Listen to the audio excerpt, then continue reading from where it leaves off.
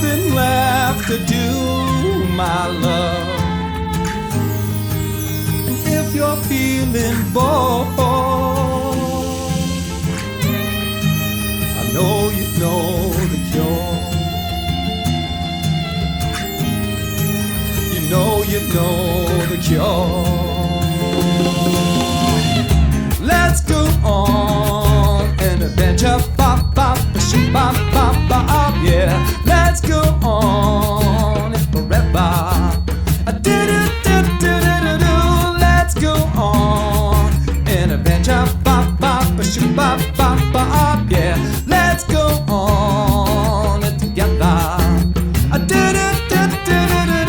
Let's go on an adventure. Hey guys, welcome to another episode of the Musical Chairs of Massachusetts, where we search out the best musicians all over New England, bring them in-house, and have them perform music while also diving in deep into their story. And I am joined here, not by my usual co-host, but a equally special guest co-host, Jason Cook. How are you, brother? Thanks for coming back. Chris, thank you so much for having me, and thank you, Nikki, as well, for allowing me to step into this opportunity again. Yeah. It's always a happy day when I get to be in the Musical Chairs in Massachusetts studios. Oh, well, we appreciate you coming in and doing this. I'm telling you, it was such a fun interview. Just for a little bit of, look behind the curtain. We record our interviews first, and then we do these little nice, intro segments. And let me tell you, the audience is in for a good episode. Wouldn't you agree? I couldn't agree more. And it's not even just what they're going to get to enjoy in this segment with this phenomenal guest that you have here today. Yeah. We've now been in the studio for almost 6 hours. I know. And there's the hour or so that they're going to get to enjoy. Yeah. But what they need to understand is this has been an afternoon of just great conversation, lots of laughs. Yes. So I hope that energy is felt and enjoyed by everybody, because I know I'm walking out of here feeling like I'm walking on clouds. It was a great afternoon. Oh yeah, I couldn't agree more. Like my jaw was hurting from all the laughter. But what an incredible young gentleman this guy is. He has such an awesome story, and we could have created a whole second podcast. Just having a room full of men. We had some terrific conversations, and I'm like, oh, we can do a men's health podcast here. But again, it just goes to show the dynamic of this young gentleman, and his talents and everything he's doing, and the fact that he's sharing it with all of us through his music.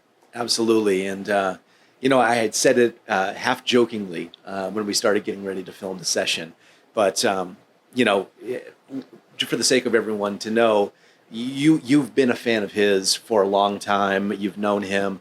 I was able to see him perform a couple of times, and I have his EP, the information with which you'll be sharing, and had really, really appreciated a lot of the very smart choices he made lyrically and song structure-wise, and romanticizing a little bit. I use the adage of they say don't meet your heroes, right? Yeah.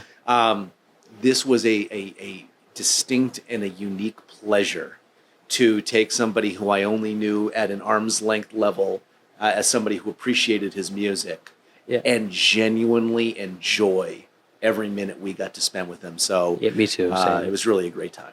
Yeah, I couldn't. You said it perfectly. I was. Yeah, absolutely.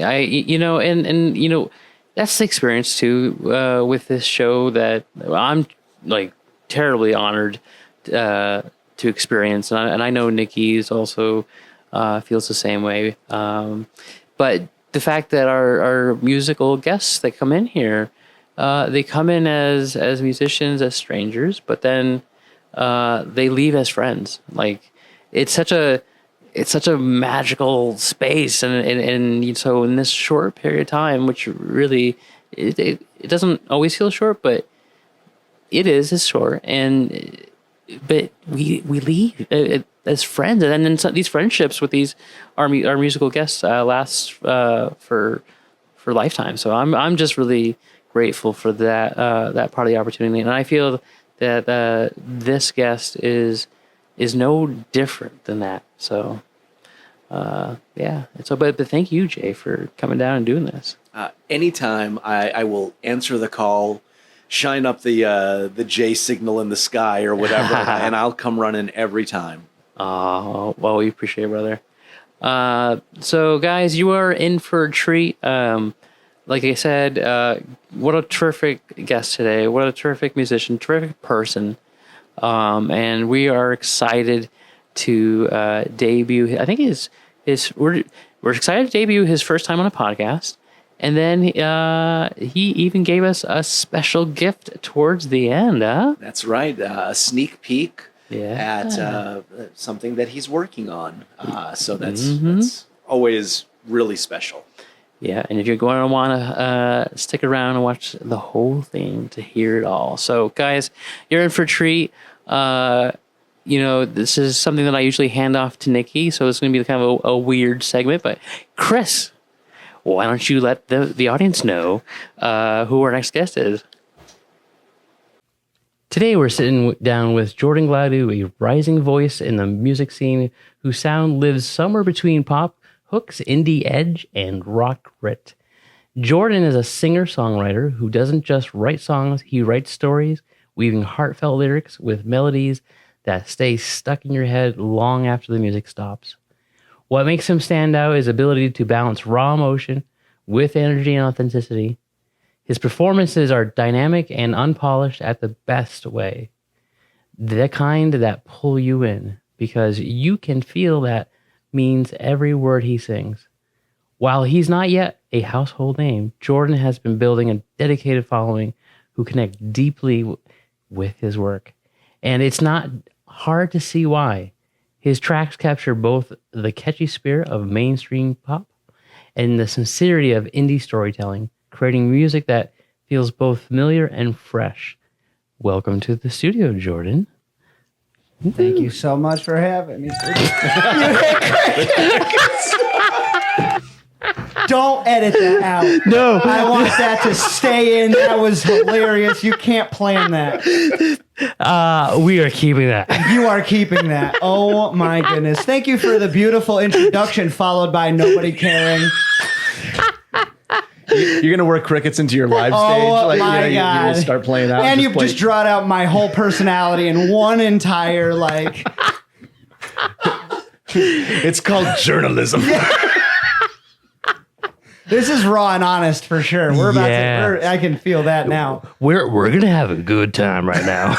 And this time you gave me a good heads up as to what to expect. Yeah. So thank you so much. You're welcome. It's not like we've done this before. Can't say it in Spanish. Go. No hablas español. Yeah. So guys, thank you. I'm going to go ahead and throw it over to our guest host for today, which you've already seen once before, or actually, and he's been a part of an episode, a prior episode. Here is the great Jason Cook. Wow, that's. Can I get some crickets? Yeah. Oh, you know the right button. I know it now. Love that. Oh, they're still going. Hold on. I stomped on it. Yeah. So, Jordan, for anyone that hasn't had a chance to see you play out yet or doesn't know you on a personal level, maybe give a little background as to how long you've been playing and kind of what forms that's taken so far for you. Yeah. So, Jordan Gladu, that's who I am. Frontman of a cover band in Western Massachusetts. Been that way since 2017 is when I started that project.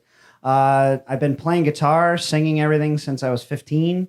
Going in and out, doing open mics, trying to get myself out there. I wasn't really brought up in a musical family, so it was a little tough to get out of that. My family was mainly sports and other things. So, but I from the moment I picked up a guitar and I, saw other people, I was always, enamored by it. So yeah, I, decided one day I'm going to start playing guitar. Then I wanted someone to sing. I could never really find someone to, come out and sing. So I started taking vocal lessons, and then, a couple years down the road, doing open mics. And then as of recently, about a year, what are we at now? About a year and 9 months ago, I put the bottle down for good, and I decided to pursue music as more of a career-based thing than just, a hobby that I did at the bar for pizza and beer. So Nice. that's a little bit of this, and that's where the EP kind of started to form all of that together. Which is a fantastic EP, and Chris, I don't know if you can put up a screenshot of it and links in post. Oh yeah. I have it. I love it. I've had it for a while now. Yeah, that meant a lot when I came in and you're like, no, I have it on my phone. I was like, blown away. It's great. I said I came into this as a fan, and having a chance to sit with you for a while already and talk. This has been a great experience. The off-camera comedy was definitely to die for. Yeah. I'll never forget that. Those will live in my memory banks. That's a core memory right there, guaranteed. Yeah, I mean, your songs are fantastic. I'm kind of a lyrics-focused person. So for anyone who didn't already catch the live teaser that we did prior to this segment, you saying what you've done. Correct. Right. So I want to ask you just a little question, because you shared an insight that tied into something that you just said about that song, which is you had made a decision at some point rather recently to live a sober lifestyle. Yep. And that's really tied into your musical motivations, your songwriting, and everything else. You had shared that song has a connection to that journey. It's the story. It's the vague story of the journey. So I got into some specifics, but I kind of tried to keep it accessible to everybody, so that maybe in a way everyone could kind of have their, what have you done? We've all woken up and we've all been like, what did I do yesterday? I can't believe I did that, Which is really fascinating to me. And I'm so happy that you phrased it that way, because when I first heard you, let me correct that. When I first had a chance to listen to the EP, because I'd heard you live, but when live, you don't often digest the lyrics, right? I'm with you. Yep. And when I had a chance to kind of live with them, one of the things that you really excel at is your verses are often very personal and very anecdotal. Yep. They're very specific in some cases. Mm-hmm. And then your choruses and your hooks are very, universal. Yeah. And the fact that you wrote, that song is a great example of something that was written about something very specific to you, but to somebody who doesn't know that journey. The lyric, when you step into an empty room and no one's there to look at you, I hope you don't forget what you've done, is powerful. And then the last time around, you change it to when I'm not there looking at you. That's very cool that you picked up on that. Oh, it's beautiful. Yeah. It's beautiful. It's done by design. I mean, I'm sure you can put the pieces together as to why. Yeah. We all suffer with all different kind of mental games, we'll say, so to say. And that was one of the ones. And it was kind of getting to that point where it was like, hey, you might not even be there, in that room. And I tried to tie it together in a way that shared where I was without making it so personal to just me, in the hopes that everyone could hear it and relate and say kind of like a been there, done that situation. Yeah. And to an outsider, it could even be heard as a post-relationship song. Correct. You know what I mean? Yep. So there's a universality to your lyrics Yep. that hooked me instantly. Yeah. So as I said, I'm a fan and I'm loving this insight into your stuff. I have to say, I'm super touched. You almost brought a tear to my eye that you listened to it so intensely that you had structural comments instead of just, hey, bro, I listened to that. It was real good. It was like, no, you heard it for what I'm trying to say. And this is my first time in my life ever experiencing this kind of a thing. So that's absolutely touching to me because, that's kind of everything you said is literally and I don't, we don't know each other on like a interpersonal level. Like, my friends that I grew up with, they understood some of the things, but you understood it as an outsider, just hearing a song being like, I can relate to that. This is what I heard from you. And that's absolutely touching to me. That's amazing. And that is why I wanted to put them on an EP, because I do agree. I'm the same as you. When I go out to hear other musicians play original music, it's very difficult for me in a live setting to fully digest. So I love when people have stuff on Spotify so I can go home and listen to them in a practical application where it's like, okay, now I'm ready. Like, I don't have people screaming. I don't have, waitresses walking around. Like, all my focus is on just your music. And so that's amazing that you even took the time to do that as well. Very much my pleasure. Yeah. Jordan, so Christopher Guerrero. yeah. I was like, we got to cut we can make it, we got to have a little bit of laughter in between some of Yeah. I love the intention, Yeah, absolutely. I too am just a huge fan of your journey. I know you have had, quite a experience with, let's call them demons or, struggles, and you have really just gone in the other direction, in such a good way. And you've incorporated deeply your music as part of that journey. And like we were talking about, just the fact that your lyrics are so, expressive of that journey. Has seemed like just a really inspirational story for so many others. Did you realize, or did you notice a change in your music from one part of the journey to where you are right now? So when I was during the recording of the EP was my first, the recording / writing was the first year I was sober.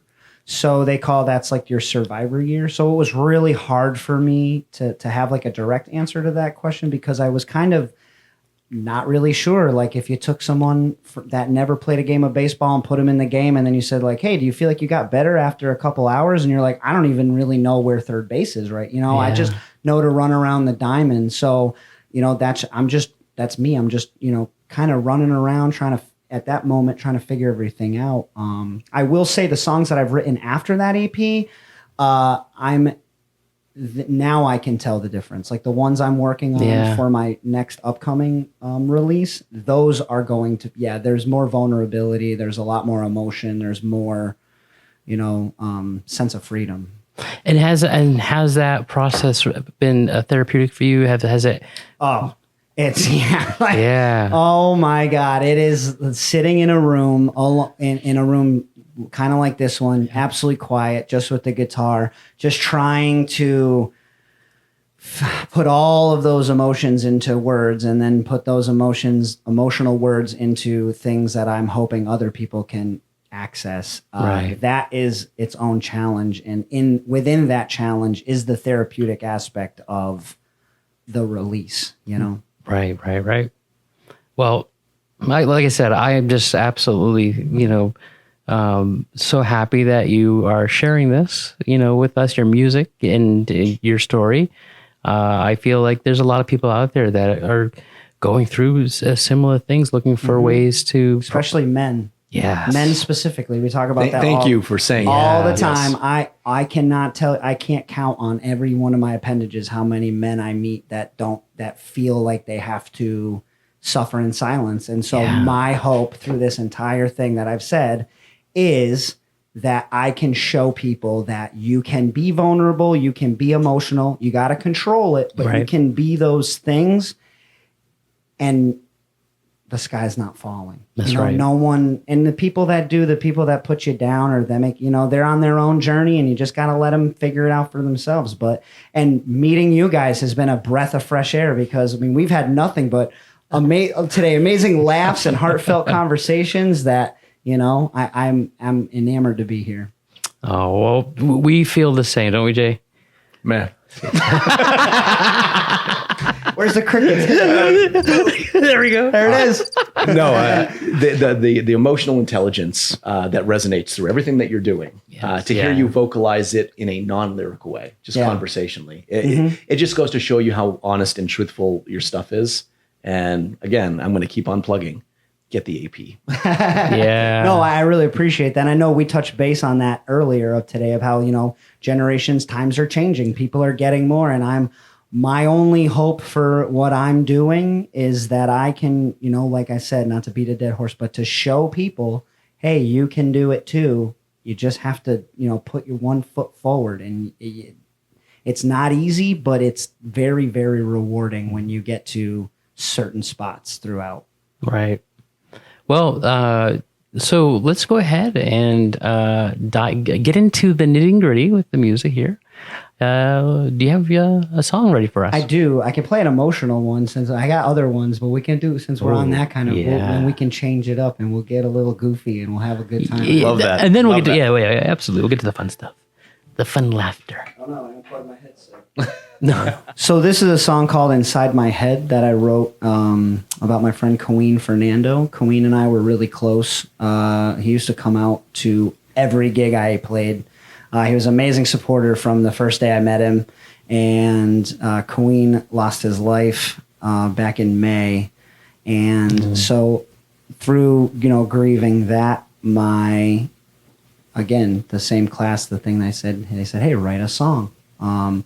And I will say, now that we're in the deeper part of all of this, and I'll touch base more on it at the end, but I do believe, and I never did before, but I do now, believe that I didn't write this song by myself. So without further ado, this is Inside My Head.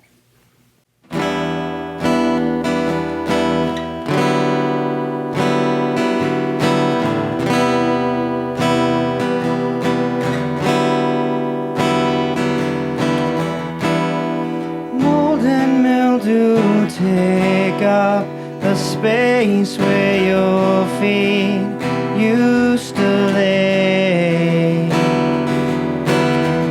Electrifying networks spaced out oh so evenly.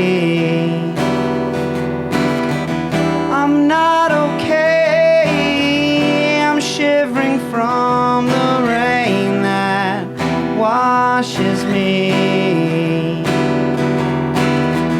I scream aloud, but silence fills up all the empty space. Where did you go, my friend? I'm waiting for your light to shine, to show me the way.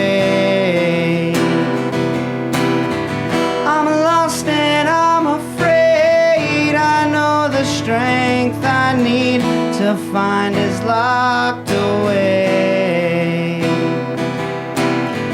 When will we meet again? I'm trembling from the voice I hear inside my head.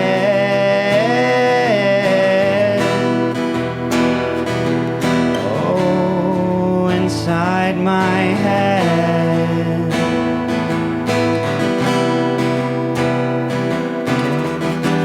Question so overwhelming.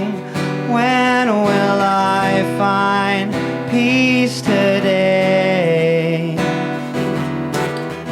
Unwritten answers fester like flies upon the fresh decay. You say my name, I'm frozen from the dose of melatonin.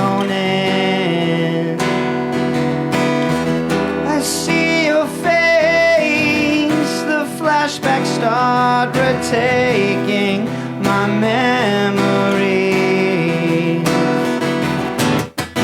Where did you go, my friend? I'm waiting for your light to shine, to show me the way.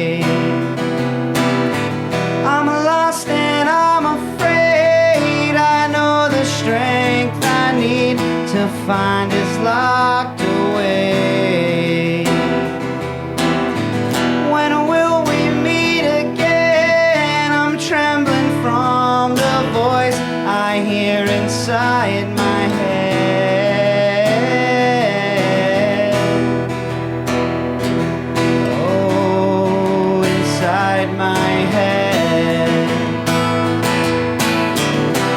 You're inside my head. Inside my head. Inside my head. Inside my head.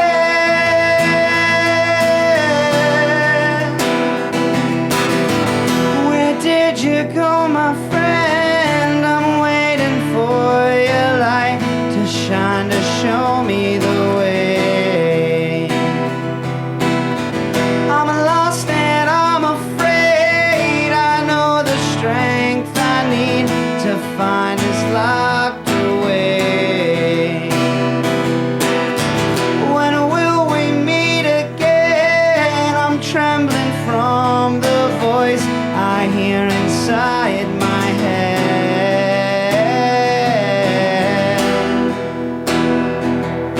Oh, inside my head. You're inside my head.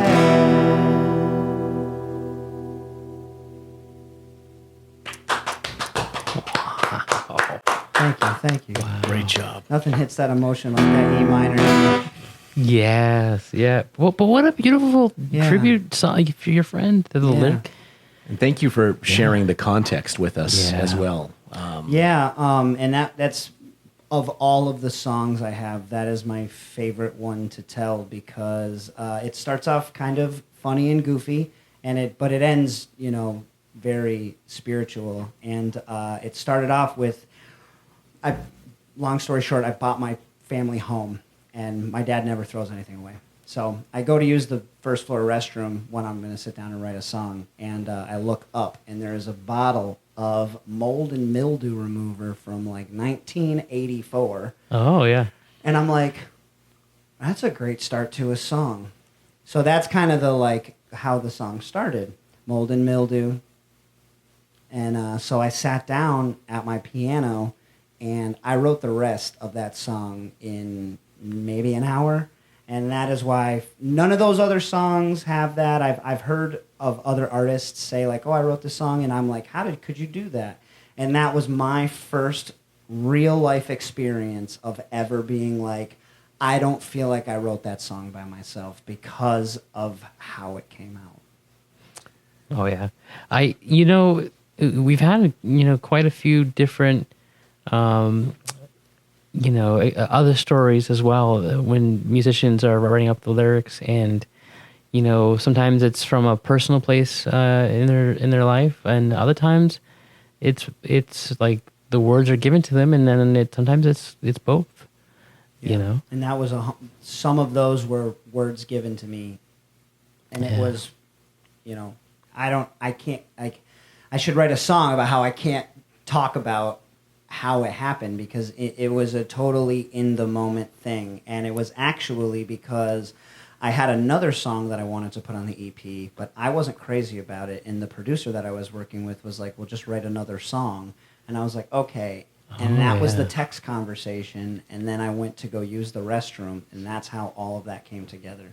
Wow. And for me, I never had like an interesting, and to me, that was like one of those moments where I'm like, that's a really cool thing that just happened. Like, and in the moment, I didn't even think of it that way. I was just kind of doing just being the vehicle for whatever it was going to be, and just trying to, get out of my own head and just allow what's going to happen. And it sends chills down my spine every time I look back on the memory of doing it.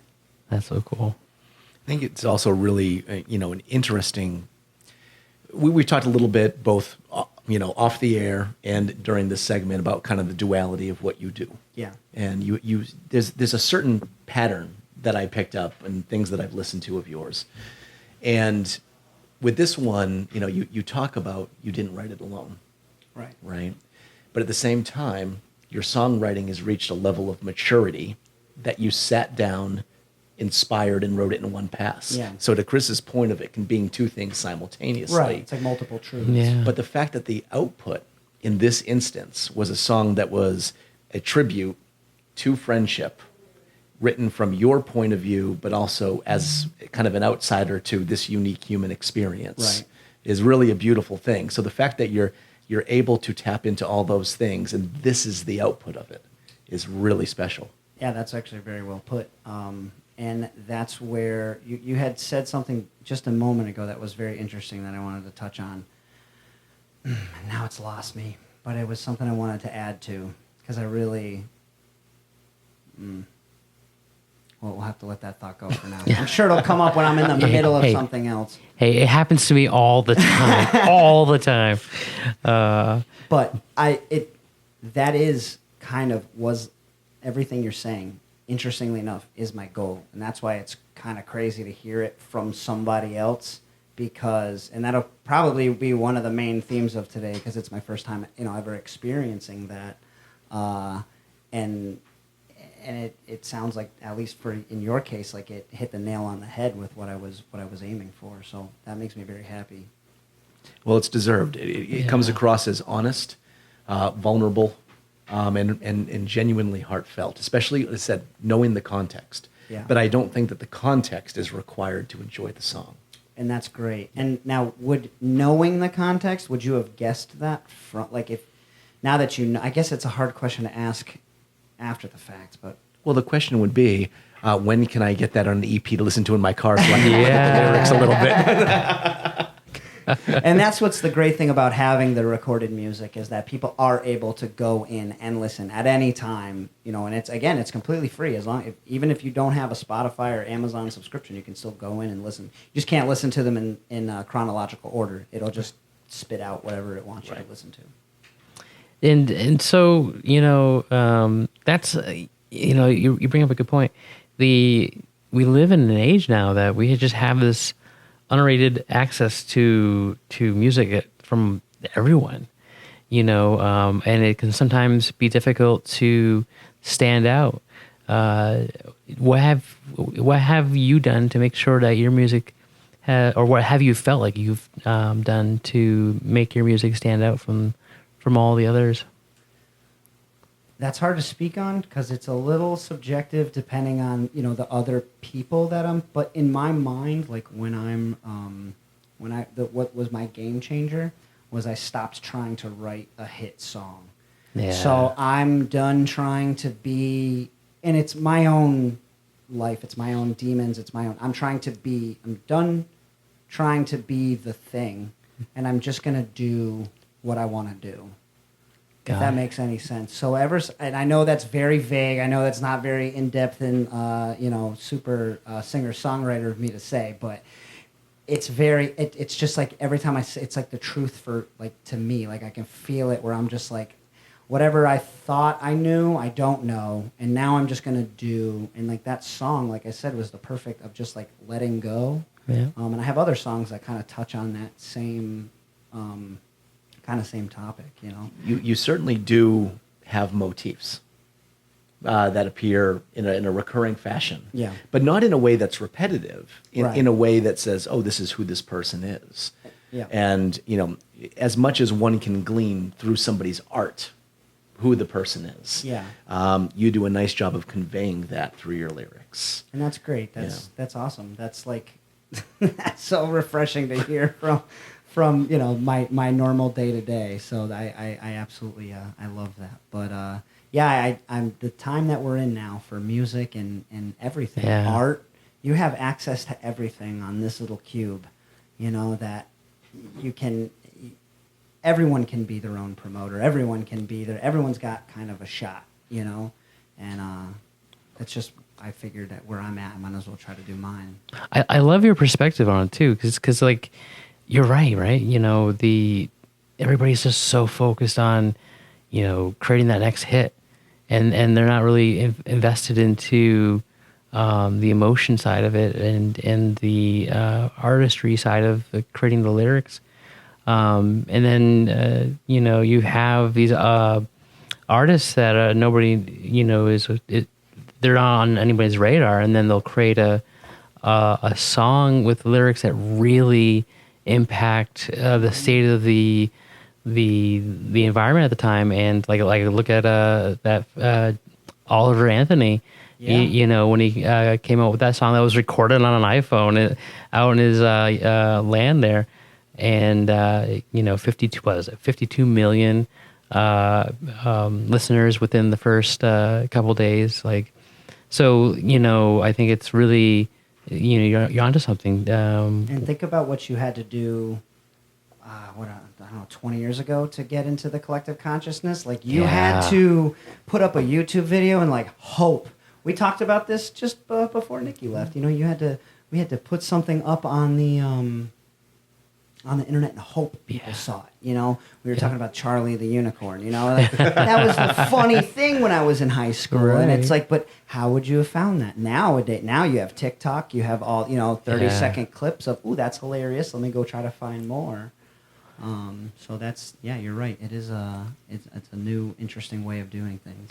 Yeah, if you're, you know, the algorithmic element to it is really kind of fascinating, right? Because I make conscious decisions of what to consume and what not to consume purely based on, I don't want to tell an algorithm that that's what I want to see. Even whether it's something I agree with, disagree with, like, don't like, you linger for too long, you're sending a signal. It is. And I love leaning into the algorithmic exploration of music. That's the one area where I'll lean hard, and I try to dedicate at least 2 hours, you know, every month to sit down and lean into an algorithm and just see who I can explore based on what I've been listening a lot to. Yeah, and it does half of the work for us. Right, yeah. and Spotify's got that great section where it has the new artists. It has, you know, they put that out on there. I don't know if Apple does that too.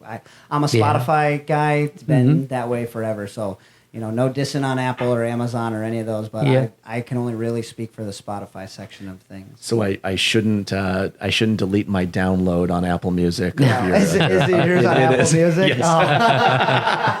Oh. No, son please, of a bitch. Please, who does he think he is? That guy doesn't like fruits. Where's the cornucopia, Jordan? Yes. Sorry, that's a full circle joke from prior to the. If you didn't watch the beginning, now you can go back and get some real good stuff. That's hilarious. So I mean, that's right. Like we're in an age now where we can really get hyper focused content that's within our emotional state in the moment, and so you know, for you, I think that's great because you know, you are exposing so much of yourself and your journey and your story, and it really will resonate for others that are going through similar journeys, especially like you said, especially for men. Like a lot of us guys keep it to ourselves. You know, we're told, hey, bottle up, you know, man up. So the fact that you're out there expressing those emotions, those feelings, and that journey through your lyrics and through your music is it's inspirational. And the hack of that, like, it's like nobody really cares. At the end of the day, like nobody really cares. You know, like it's like the weird back and forth of, you know, like if you're like, no matter what you do, you're always going to be the fool to somebody. Like someone's always going to look at you as like, so if you cry, someone's going to say you're weak. Right. If you cry, someone's going to say, wow, that's so admirable. You can cry on camera, you know? So it's like, no matter what you do, you're always between a rock and a hard place. So you might as well settle on the one that makes you feel the best when you're walking around. And whatever's the truth for you, you know, because then you don't need to defend to anybody, regardless of what side I can do an open mic. I can do a podcast without any papers in front of me, and I can talk freely and answer out, you know, all your questions. I had a couple of friends like, well, what if they throw you a curveball? I'm like, they really can't because I'm an open book, you know? Yeah. Well, I just loving the music, the lyrics, everything you're doing. It's really incredible. How about we get into another song? That's perfect. What are the explicit? Yeah. Hey, are you allowed to cuss? Yeah. Okay, because I feel like the song that I wrote called "Home" would kind of be exactly. It's very interesting how the conversation is flowing right into. Yeah. I'm like, I got a perfect song for that. So, I'm very excited for this. This song I refer to a coworker as the best 2 minutes of my commute in this morning. When I arrived into work one day, I was listening to the album on the way in, and I had specifically called out this song. Yeah. This song is so clever in my mind, and as soon as you asked the question, I knew you were referring to, which I was going to bring up earlier when you were talking about, I'm just messing around trying to find myself. Yeah, and that's exactly how this came to. Yep. And I love this song. I love what you did with it. It is one of those songs that gets to the end, 2 minutes, and I'm like, why wasn't that song longer? And then I go back and listen to it, and I say it didn't need to be. Well done. Thank you. Could you slide me that piece of paper? Which one? That one right there. Please. Because this is my perfect time to plug this event that I'm doing for Kinsley Alamed. That she is 6 years old and going through leukemia treatments right now. She has been a huge fan. We've gotten really close. She came out to see me play all the time with her family, and this is actually her favorite song. And I have a great video to show you guys after, because it will take up too much time on this. But I have a good heartwarming video for you guys. But, good. Yeah. All right. So this song is called "Home," and it was written when I was at a time and a place where I felt very boxed in. And I was always given, you got to be this way, you got to do this, you got to do that. And I've been fortunate where I have my own way of things, and I've always wanted to do them my own. And now I'm finally at the age where I can fuck around and find out. I'm always told what to think. I'm always told how to feel. I'm always told where to go with the flow. Shut your mouth and learn to deal. I'm growing tired of this place. Shards of glass crack the steel. My memory's fading in line with the time, trying to recall when life felt real. But I wanna fuck around and find out, wanna roll with the punch, throw my head at the wall. Say philosophical things that you'll all wanna sing till we blow this roof off. But it's whatever, I just don't wanna go home. I've always been more comfortable on the stage than I have been at home on my couch. Take a pull, let it roll right out the window. Take the pain from my lungs on the way out. You know that I got me. You know you can't stop me. I'm a time bomb ticking in the woods, even though no one is around to hear it. Will it scream out? Will it be loud? Will it ring out to any of those not near it? Ooh, I come quick, don't I like that? I spit faster than your girl, who won't do with that? I've been going along just to get along, but now I think I gotta do things my way. If you got 2 feet and a heartbeat, Lord knows that you feel the same. I know you can hear me. I sing along if you feel me. I wanna fuck around and find out, wanna roll with the punch, throw my head at the wall. Say philosophical things that you'll all wanna sing till we blow this roof off. But it's whatever, I just don't wanna go. But it's whatever, I really wanna go. But it's whatever, I just don't wanna go home.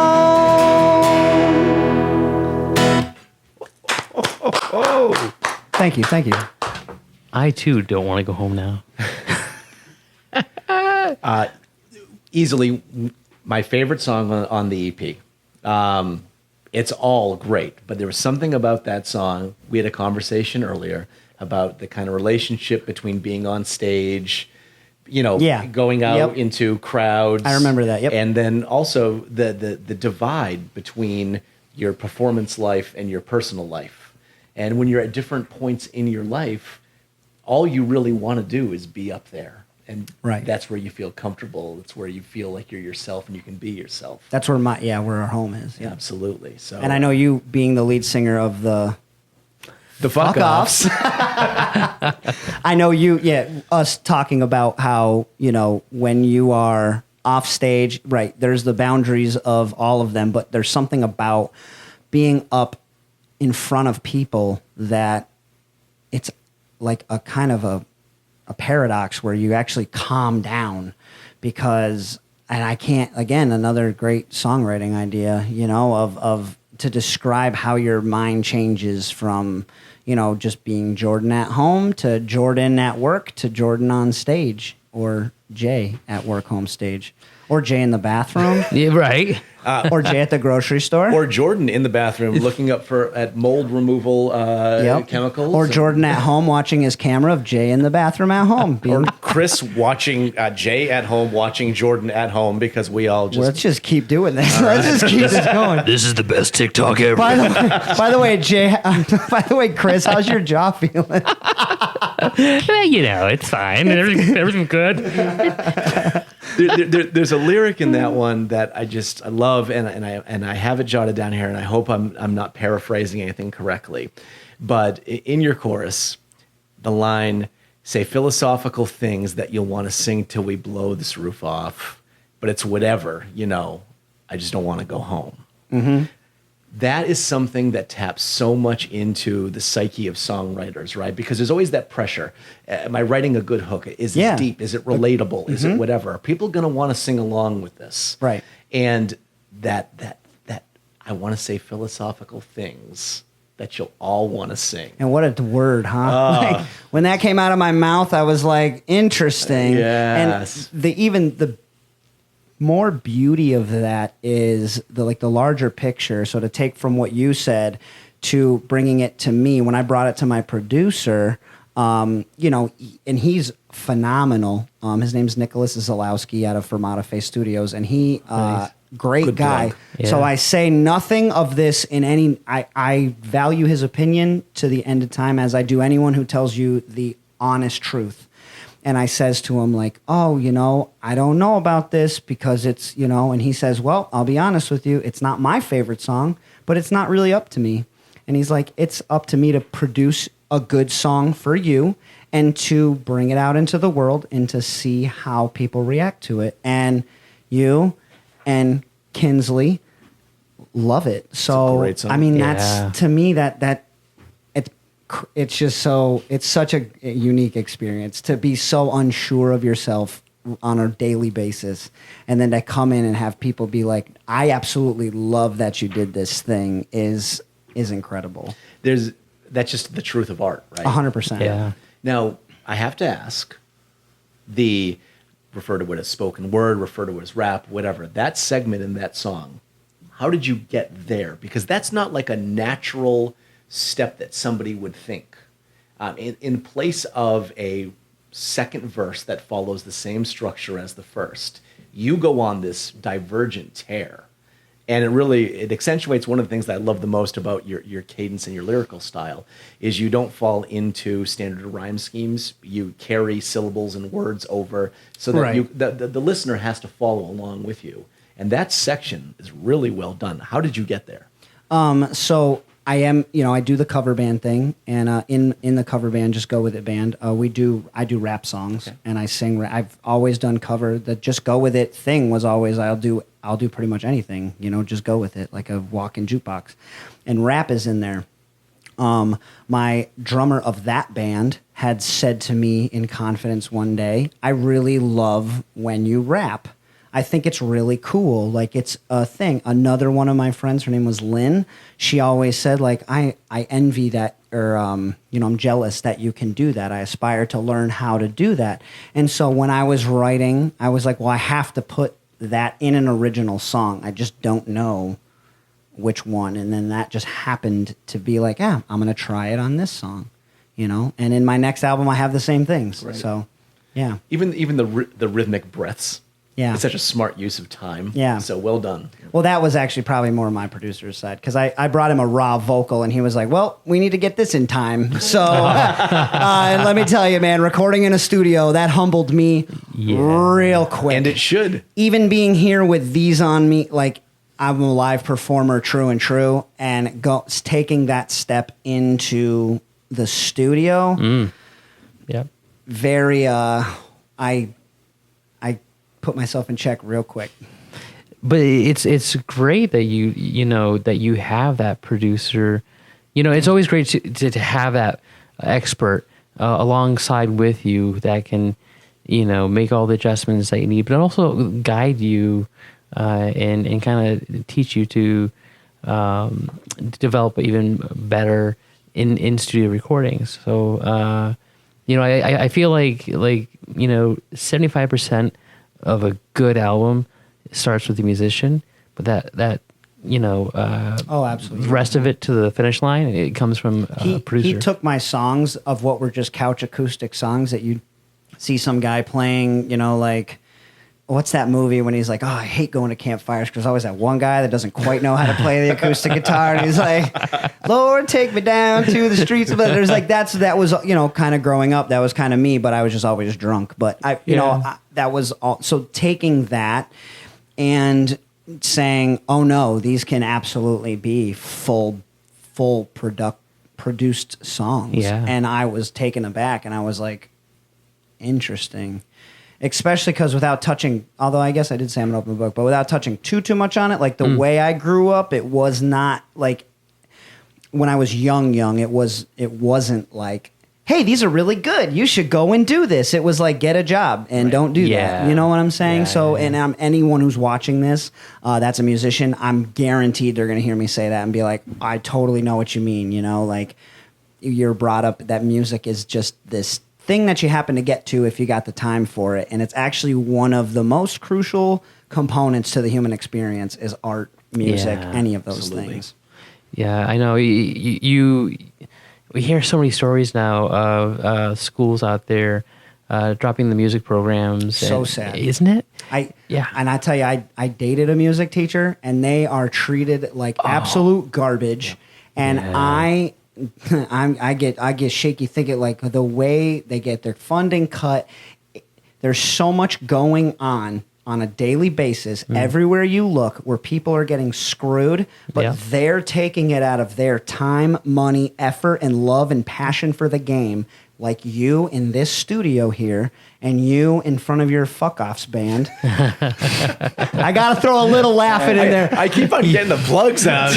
This is your show, buddy. I know. I just, I'm here for all of us, but it's so, it would really make you think twice about leaving the house and, being mean to the guy next to you, cut you off, because they're just, or lady in this instance, because they're underfunded and nobody cares, right? Yeah. Nobody cares until now all of a sudden what we're talking about mental health as a country. Oh, it's this big thing. It's like, well, it's about to cost the country hundreds of thousands of billions of dollars when you could have started taking care of the problem at the beginning, but nobody's proactive. They're all retroactive. And it's like, unfortunately, here we are. Yeah, like well said. Like, what kind of dystopian world are we creating here, where we're relying more and more on AI, and now you have like AI creating music, and it's like part of music is a human experience. It is, and we're having AI make art and lyrics when it should be like, delivering the mail or delivering milk or getting your groceries for you so that you can stay home and make your art. Like, what are we doing that we don't see? And everyone sees it and no one does anything about it. And it blows my mind every day. Like, how in the world are we just sitting back and we're just like, yeah. I love that. I love the concept of that. Like, hey, AI, you do the things, the mundane things that we don't like to do, that frees up our time to do more creative. Vacuum my floor. Yeah, right. Yeah. I have a dog, and I have a Roomba. Thank you. Oh my God. Yeah. Thank you, Jay. Is the dog's name Roomba? Wow. No, my dog's name is Get Out of Here, I'm writing.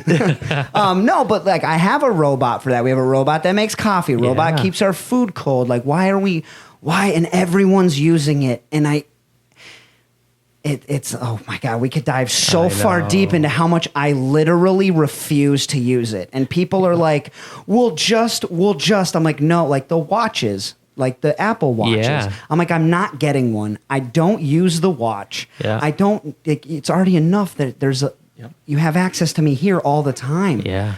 And it's just so interesting to me to watch everybody paint over and I'm not calling I'm not saying this for anyone to feel any type. I understand that we all have to go to work and we all have lives that are so beyond stressful that we can't just conquer all this. But paint it all over with this pretty bow of just like, well, there's these little guys you can get and put them on your phone and it'll hold your phone up. And you're like, yeah, but like people are committing suicide because they can't tell their friend, their brother, the person next to them, hey, what you did the other day hurt my feelings and I don't appreciate you disrespecting me like that. Yeah. And to take that and make it funny and then bring it to a full circle, you know, but it's the truth. And I see it every day. I see it everywhere I go. Yeah.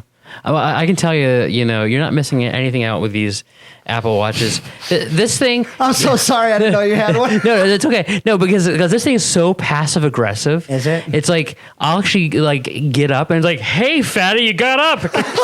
And I'm like, what? It's like Netflix. You're still watching? Yeah. You're like, shut up, It's like- Netflix. and then I don't need an Apple Watch to tell that to me. I'm like, let's go, Fatty McButterpants. All right, let's do this. It's like, hey, don't forget to breathe. I'm like, I know how to human. Like, come on.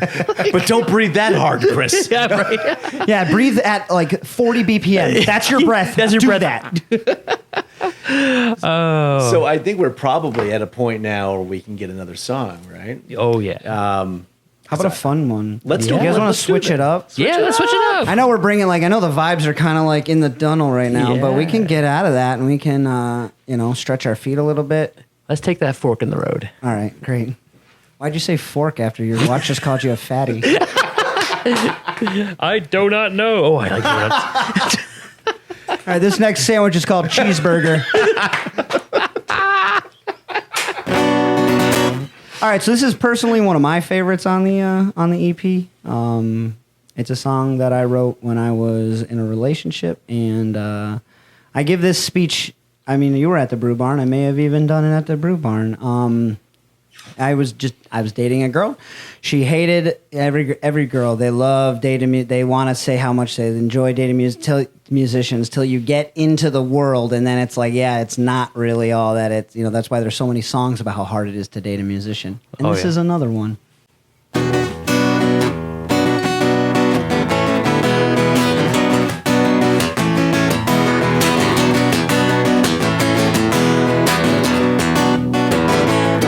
She's a gold-digging, pistol-whipping, sellout machine. You know, her and the devil made a man out of me. She's a sharp-ass glass, as cold as snow, and I can't wait till the summer just to let her go. Let's go, baby, go. Just lose control. I wanna know, baby, know how far you will go until you figure out alone you won't last. In the game of chance, girl, it kills to be last. Whoa, not me.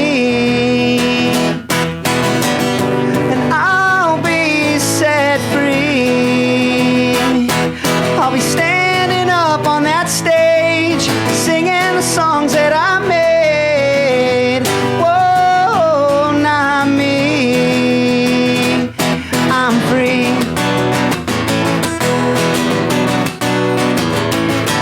Fool me once, fool me twice, yeah, shame on me. But I'm a sucker for a juicy personality. Then your shadow's eye, you're in a kid, she cries. More and more out to be needed, you better stop and believe it. Let's go, baby, go.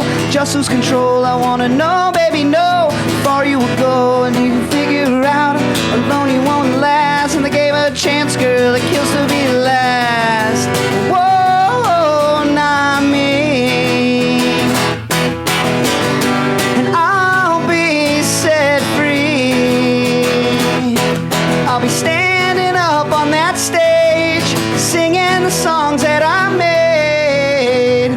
Whoa, not me. I'm free. All right, so this is the part of the song that I'm really hoping that one day people sing it with me. The lyrics are really easy. It's just run, run as fast as you can. But one day when I play this, I'm hoping to get an audience to sing it with me. Here we go.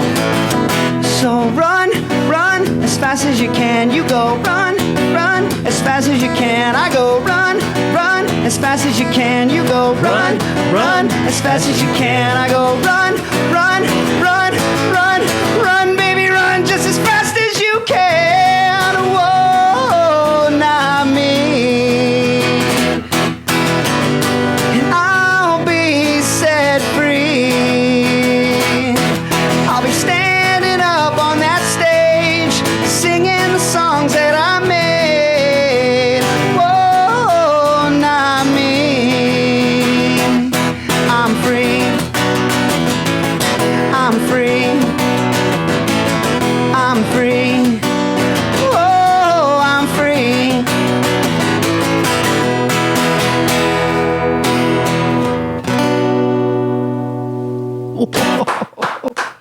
Oh man. So no hard feelings. You guys didn't want to do it till the end, huh? I just would like to give a little bit of love for the lyric. I'm a sucker for a juicy personality, which Risky business. is an amazing Risky business. Yes, Oh, yes. man. My favorite part of when I write these songs is when I write lyrics like that and people go, "Pff," and I'm like, oh, I'm keeping it. Yeah. I'm keeping Yeah. it. If it made you feel away, even if it wasn't what I was intended, I'm keeping it, you know? So that's great. Yeah, that was one of my favorites. That was my favorite to write. That was my Yeah. favorite besides the one that I wrote for Queen. This song Free is the fifth on my EP. And I wrote the hook, or well, I guess they're all, I don't know what part you would consider the hook. I consider the part where I say, oh my God, I can't even remember the part of my own song. But right, the pre-chorus, I consider that part the hook, and I wrote that first. And I remember writing it, and I was just like, oh my God, I got to record that. I love it. Like, and that's the only part of these songs where I was like, I love it. You know, like most things were kind of questionable, but I wrote that part and I was like, I want to sing this. I'm looking forward to that. And I wanted to get, hopefully, which I didn't do a great job here, but I will one of these times, get everybody to sing that bridge. I know. Jay and I were looking at each other like, do we jump in? Has there eye contact? He's like, does this part need a little harmonica? Get it. I have a kazoo. That's awesome. But I love the pace of that song. Yeah. And what was great too is I could still, even though I was rocking out, I could still follow the story. You know, it was just, you know, awesome job. Thank you very much. So I have a question, and you shared 4 songs if we count the live teaser that we did, and these are very, very different songs. Right. Okay. Different moods, different vibes, different sentiments. And if you listen to the EP from a production standpoint, there were choices made in each song which created kind of a breadth of diversity. Right. Which is it's admirable in the sense that you don't feel locked in to try to do one thing and repeat it. I'm interested in hearing more about your influences. I have lots of influences. I mean, as a cover band, go hog wild. with the original, like with the cover band, or I'm sorry, with the originals, the influences came from the cover band, which we cover a plethora of different material. So I mean, all the way Jason Mraz, Queen. I'm a huge fan of a lot of the kind of I'm going to say Americana, because personally for me, I don't feel like it's 100% country, but some people might consider it country. But like the kind of Americana stuff that's coming out now. I'm a Jason Isbell, John Prine, Offspring sort of fan. So the fact that you say Americana is my favorite answer you could have been given. Yeah, so that kind of, you know, that style of everything. There is not a specific, I wrote this song because I want it to sound like this band or these people. It was kind of just like, it's people that I listen to on a regular basis that I guess maybe sculpted in that way, but to me it was like it's trying to balance the, like, I want to know what Jordan Gladu is, instead of, I mean, we talked about this earlier of how like it was nice that you know, brought your own positive feedback to my EP, and not like, oh, I like this song because it sounds like this song, because it almost robs the original song of your sincerity, where you're like trying to tell someone, oh, you look like a celebrity, and it's like, no, like, you know, you're a good looking person, but you know, this guy kind of looks. So they kind of, the way that you did it was, in my opinion, my favorite, because you touched on, these are the things that I like and here's why, not here's a comparison in my mind. So while I have all of these influences, it was a difficult time to try to use them, but remove them. Does that make any sense? It does. Like, it does. to not rip them off. And it's hard as a musician to not feel like you're ripping somebody off or like you're taking something from somebody, because that's not the intended, it's not what's going on. So yeah, I mean, those are a small handful of people. I'm a big Zach Bryan fan now. Let's see, who else? Evan Honer, he's another new younger guy that's coming out now. Sam Barber, I like him too. And then 80s, I mean, that I play that song, the song we just played, I play that after I play Take On Me live, because It's one of my favorite songs of all time. isn't it? Because they coincide so well, and like people don't even know that I ended one song and started the other, so it kind of works out. You know, they're like, oh, it's the same chord structure. You know, somewhat. I removed, you know, the ones that I, you know, didn't really fit the song, but yeah. So again, it's kind of like, you know, I took the chords that I liked from Take On Me, and I used, you know, I started the song with B minor, and I love that, like, that 3-chord rocker thing. I just absolutely love it. So that's what I took and ran with that one.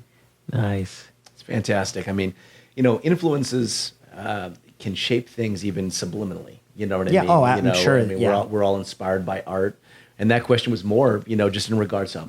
I would thank you for naming names, because like I love to hear what people listen to when it's their own time. Yeah. You know, when they're driving in their car and they're not thinking about their own music. It's actually interesting. I've since turned, and I'm sure Chris can relate with me on this. I've been a very big avid listener of just piano music. Yeah. Huge. I'm learning. I'm about 2-3 years in. I can play some pretty nice pieces, and but it's a thing that I'm, you know, trying to get in. Again, it was like get sober, find hobbies, do things. Learning the piano is always a great spending time.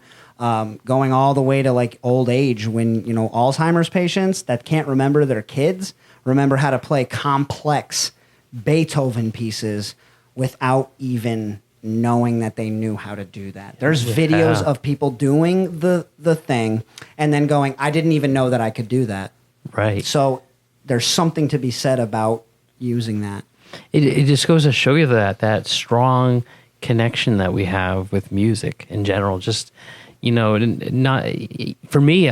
Same way. I adore playing the piano. It's like whenever I'm in the wrong headspace, you know, I'll just sit down in front of the piano. And yeah, it just straightens me right out. You guys can watch Chris play cool songs on TikTok.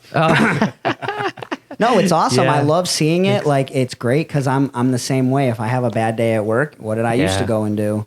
You know, I'd go black out. And that would be like the thing, it wasn't even intentional. It was completely like, I'm just going to go have fun. And then it didn't turn. Well, now I can sit down and I have my sheet music and I'm feeling a type of way. And it's like, yeah, but then none of that matters right now. What matters is learning this piece. Yeah. Oh, but it's so much. It's like, okay, well, just like anything in life, let's take it down to the smallest digestible piece. One measure. Yeah. You just need to do one. And my piano teacher is amazing at, helping me, you know, kind of do that. And that's the whole, like, the secret behind it. And like, I at times have anger management issues, and I've had them in our lessons. And it's the funny story, because he's like, I'm getting mad. And he's like, you're mad? And I'm like, yeah. And he's like, well, don't be mad and just read instead. And I'm like, I wanted to be like, I'll pop you right in the mouth. Who do you think you are? Like, I've been to therapy, like, and it actually worked. Ooh. It worked. Just with the piano, not with anything else. Oh. It worked, and it was like, oh, just take it down to the smallest digestible piece and just do that. And so now I sit in my car and I listen to the piano pieces, and I try to really like put myself in the player's shoes, or, you know, in their position, like what would they be? And then the time just kind of goes by. No, it's a great.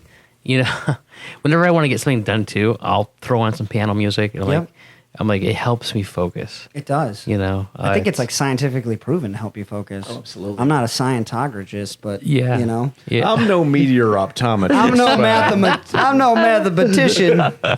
I'm no English professor-ish. It's I mean, like, you know, and that's the beautiful part about the music journey.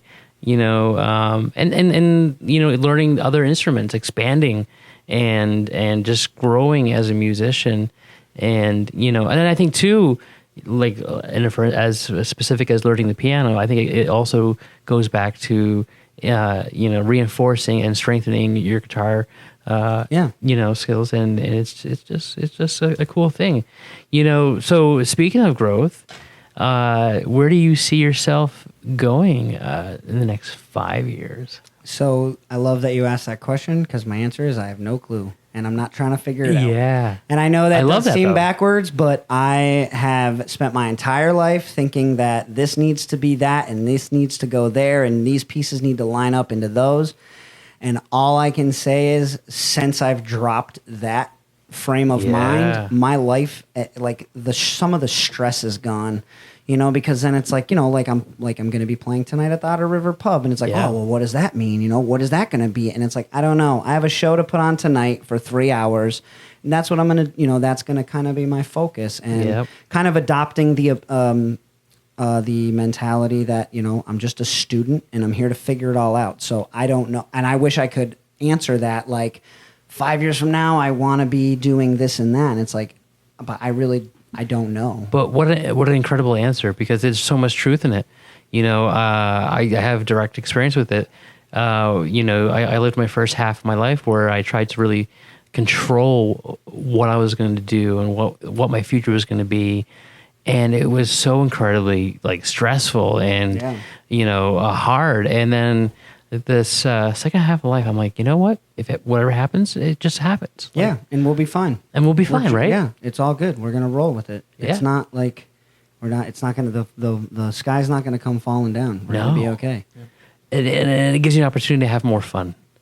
It does. Really? And that's where the student part comes in. You know, because if you're a student first, then really anything goes, because there's something to learn from everything that you do. Even people that get angry at you, you go and you're driving down the road and some guy's flipping you off and whatever, like there's something to take away from that, because you know, that guy's got stuff going on. Everyone's got some stuff going. There's all different things happening in this moment, and we don't even know what that is. Right.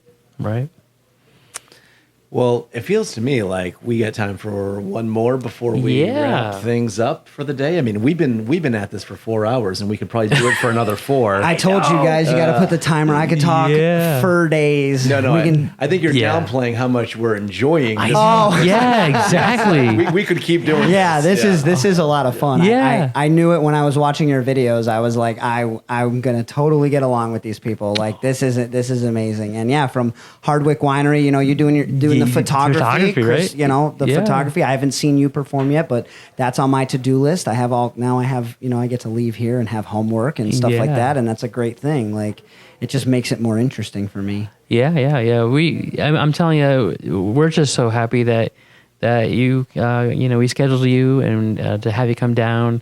Like I said, I've. Oh, you scheduled me? Well, our. I thought I just showed up. I was like, hey, that's cool. There's a studio here.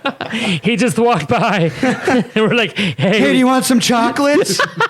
They literally reel you in with chocolates. For those of you who can't see off screen, chocolates. Would you like 74 individually wrapped chocolates? I'm allergic to nuts, and he's like, "There's nuggets." I waited. You know, I love the part that I waited I waited to ask you, like, after you. Everything. Ate the the entire show. They're like, oh, we're going to do the quick beginning one. Okay, sing a song now. Here at the Musical Cheers in Massachusetts, we're reactive instead of proactive. We're following in line. All right, if you guys don't mind, I could play one that's not recorded yet. That could be a great one. That will be on the next, that will 100%, because moving forward, I will be writing music for people trying to rebuild their lives and trying to step out of one place into another, and hopefully they can find through me, or if not me, there's hundreds of other musicians out there that are doing a lot of the same things for everybody to consume and love. And you know, they all come on this show. I've watched them all. All of their music is amazing, and you know, they just come out here and they pour their hearts out, and I hope that it gets to the right people, and they can, you know, find some healing and solace through this show. Because what a cool thing this will be, like, when this hits off. Yeah. You know, to be like, I was on one of the first 50. You guys waited 50 people, but I'll let that go. No, but to be one of the first on the show when you're getting paid billions of dollars to be a host. Well, for us, it's actually been the opposite. We want to be like, hey, this person's career launched on our show. Like, yeah. So we're both hoping the same. We're for all each other. hoping and praying. Yeah. And I want to point out to anyone who's been a guest on the show who watches these sessions, and I'm talking directly to the camera for this reason. In case you haven't heard it, Jordan has said that he has watched almost every episode of this, which means he's a fan of yours. Correct. So if you have Yeah. a chance to go out and support Jordan when he comes around here or travel out to see him, please do it. Great guy, big fan of the show, big fan of all of yours. The other thing you can do too is if you want to shoot me your music, I have a playlist on my personal one where it's called Wait Till You Hear About or Wait Till You Hear My Friends, and I put all my friends on a playlist, and then I tell people just go listen to the playlist, and then that gets you I love that. streams. So if you go on mine, it'll say Wait Till You Hear My Friends. So if you want to reach out to me personally, I will put whatever you tell me to put, like Yeah. 1 or 2 songs, respectfully, of course. 'Cause, Right.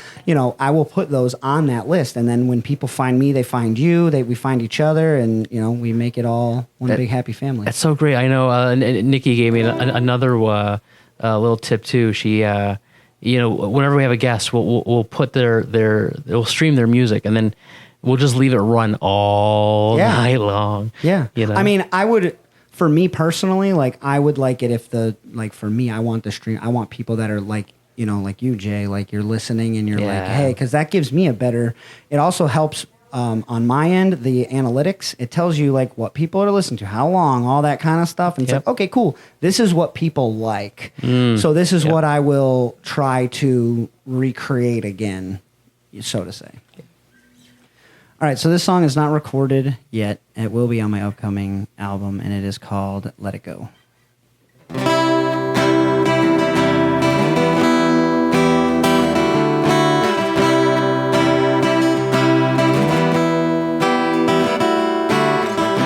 One step moving forward, I'm counting the days I've been here, reaching out to find nobody answers the questions I write disappear as you turn to me and say, don't you know you gotta let it go? Don't you know you gotta let it out now? Don't you know you gotta let it go? Don't you know you gotta let it out now? Don't you know you gotta let it go? Don't you know you gotta let it out now? Don't you know you gotta let it go? Don't you know you gotta let it out now?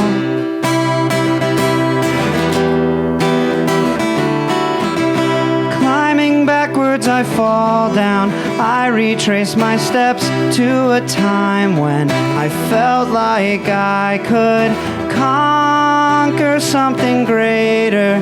The wounds were all healed, but I held on to every word you said. Don't you know you gotta let it go?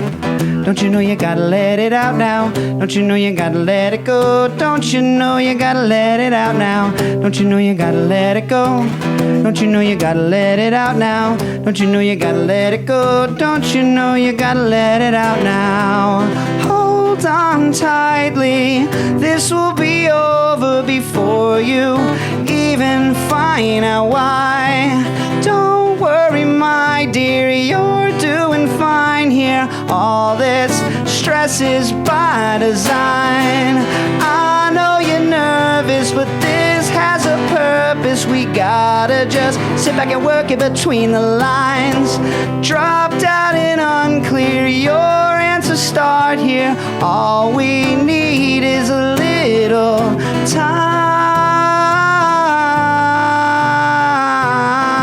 time. We need just a little time.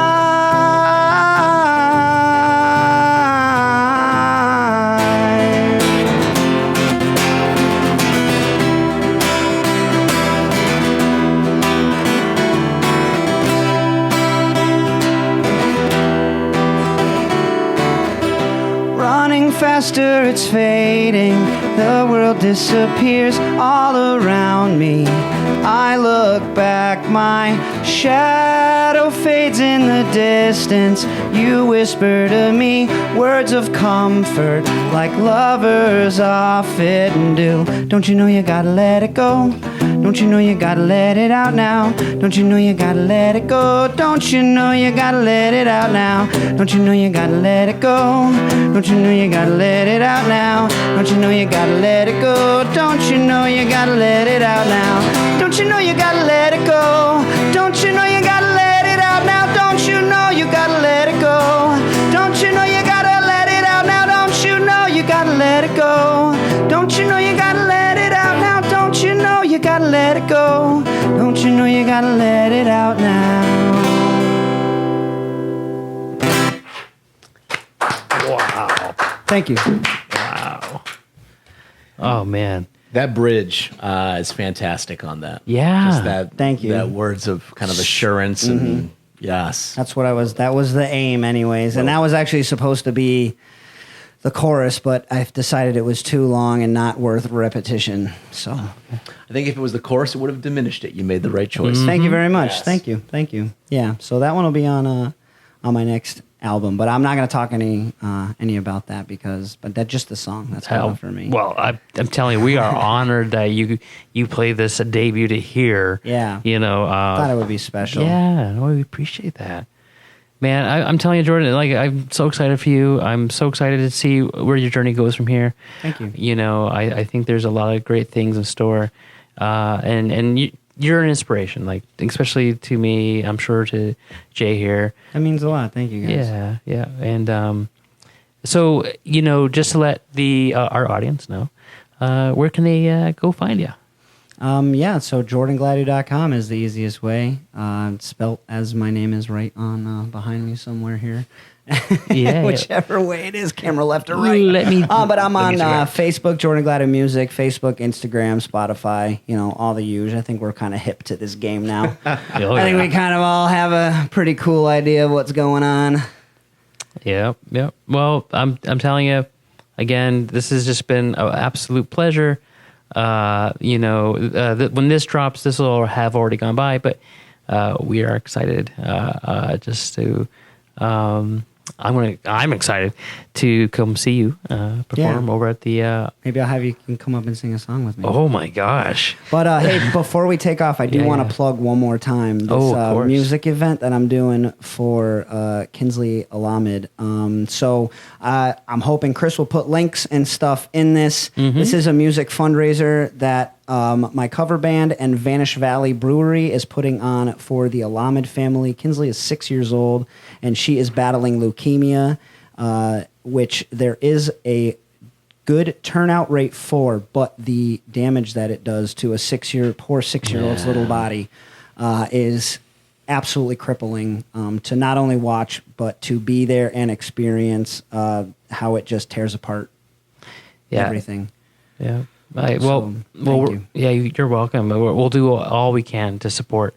That's what we do. That's why we have our community. That's why we have our fan base. We'll come together. Awesome. Well, guys, thank you so much. Jay, thank you.